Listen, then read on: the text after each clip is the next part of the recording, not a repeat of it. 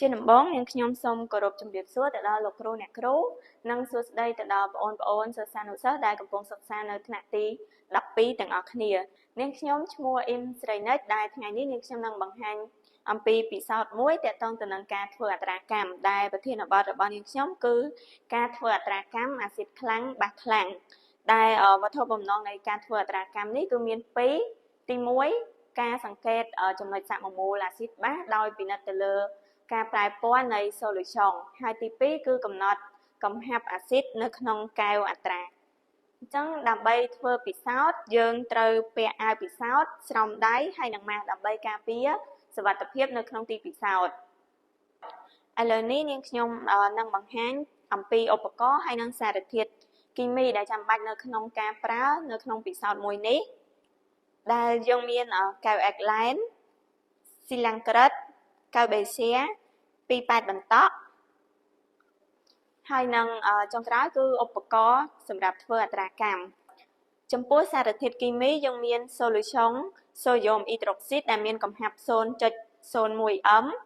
solution អាស៊ីតក្លូរីត្រិកដែលអត់ទាន់ស្គាល់កំហាប់ហើយនឹងចុងក្រោយគឺអង្គធាតុចង្អុលពណ៌ដែលយើងធ្វើចេញពីតែមេអំបៅអញ្ចឹងយើងចូលទៅដល់ដំណើរការពិសោធន៍តែម្ដងគឺយើងបំពេញ solution សូដ្យូមអ៊ីដ្រូស៊ីតហ្នឹងចូលទៅក្នុងបុយរ៉ែត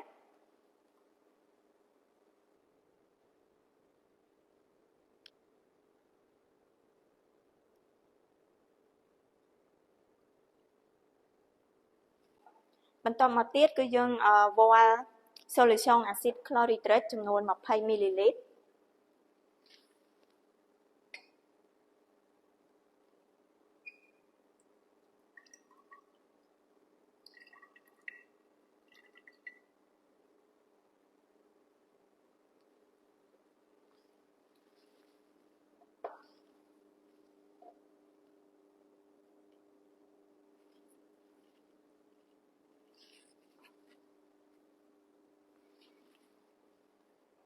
ចាក់ចូលទៅក្នុងកែវអេកឡែន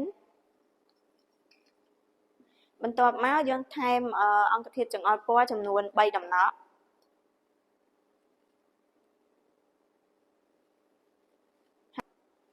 អញ្ចឹងបន្ទាប់ពីយើងបន្តក់អង្គធាតុចង្អុលពណ៌ចូលហើយ solution របស់យើងគឺមានពណ៌ផ្កាឈូកអញ្ចឹងយើងទៅសង្កេតមើលថាបន្ទាប់ពីយើង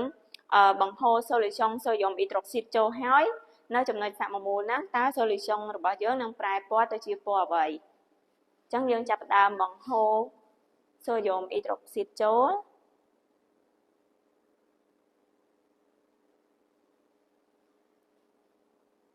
អញ្ចឹងយើងបង្ហូរបដាគឺយើងកលែងបដាដើម្បីឲ្យ solution សព្វ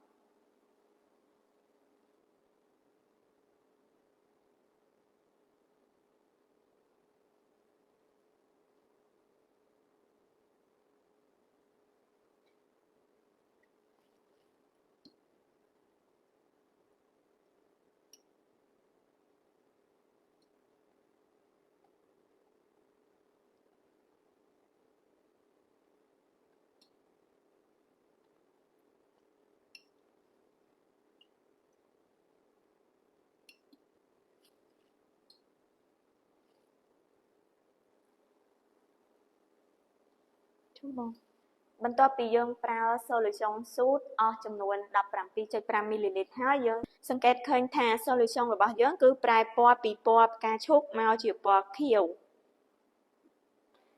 អញ្ចឹងបានន័យថាគឺវាដល់ចំណុចសក្តិមូលនៃអាស៊ីតបាសហើយ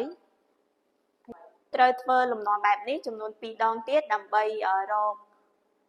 មាត្រមធ្យមរបស់សូដ្យូមអ៊ីដ្រូស៊ីតដើម្បីកុំឲ្យវាមានភាពលំអៀងនៅក្នុងការរកកំហាប់នៃអាស៊ីតក្លូរីត្រិករបស់យើងអញ្ចឹងដំណើរការពិសោធន៍របស់នាងខ្ញុំក៏បានឈានមកដល់ទីបញ្ចប់ហើយនាងខ្ញុំក៏សូមគោរពអរគុណទៅដល់លោកគ្រូអ្នកគ្រូហើយនឹងសិស្សានុសិស្សទាំងអស់គ្នាដែលបានតាមដានទស្សនាតាំងពីដើមរហូតដល់ចប់សូមអរគុណនិងសូមជម្រាបលា